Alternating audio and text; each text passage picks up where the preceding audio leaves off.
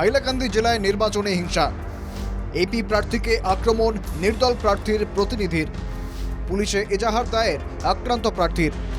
হাইলাকান্দি জেলার নিমাইচাঁদপুর আঞ্চলিক পঞ্চায়েতের কংগ্রেস প্রার্থী মুর্শিদা বেগম লস্করের গাড়ি ঘিরে ধরে আক্রমণের অভিযোগ। প্রচার অভিযান শেষে রাতে ঘরে ফিরছিলেন মুর্শিদা বেগম লস্কর।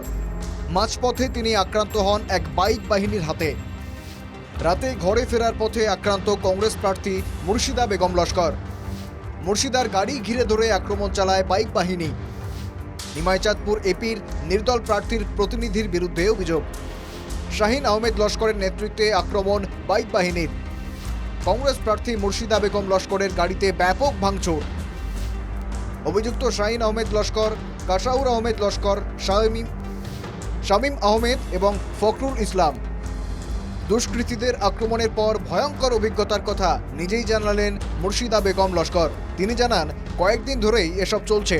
এদিন তার গাড়ির সামনে পিছনে অনেকগুলি বাইক নিয়ে ঘিরে ধরেছিল দুষ্কৃতীরা। তিনি এমনকি গাড়ি থেকে নামতেও পারছিলেন না।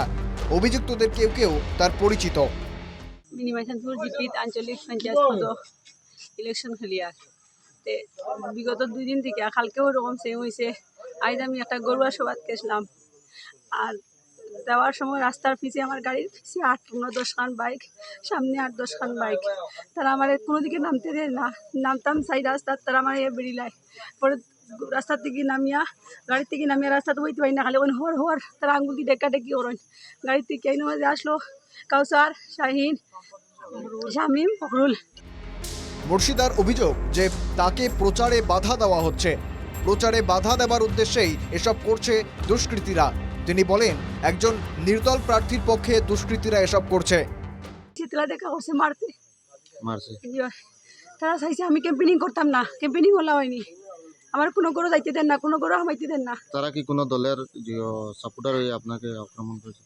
জানি না, এটা আমি জানি না। তারাও একটা ক্যান্ডিডেট তারা ও যে শাহিন যে হেও একটা ক্যান্ডিডেট, হেও একটা ছেলের বাইক দিয়া গুন্ডামিল লাগি রাখছে, যাতে কেন কোনো ক্যান্ডিডেট ঢুকতে পারে না। মুর্শিদা বলেন, ঘটনাটি অনেকেই দেখেছেন। আক্রমণের ঘটনাটির পর কয়েকজনকে অভিযুক্ত করে কলাছড়া পুলিশ ফাঁড়িতে এজাহার দায়ের করেন কংগ্রেস প্রার্থী মুর্শিদা বেগম লস্কর। প্রচুর মানুষ আসলে সবাই দেখছেন, সবাই আমার বাসাইয়া দিছেন। বাদে সুবলাই নগুন তার সবাই অনেক গাইলিয়া খাইছেন, গুন্ডাই নিগুন। এলকো কি আপনি মামলা করছেন? করছি, মামলা করছি, দেখি আমার কিটা বিচার দেয় না, বিচার হয় আমার।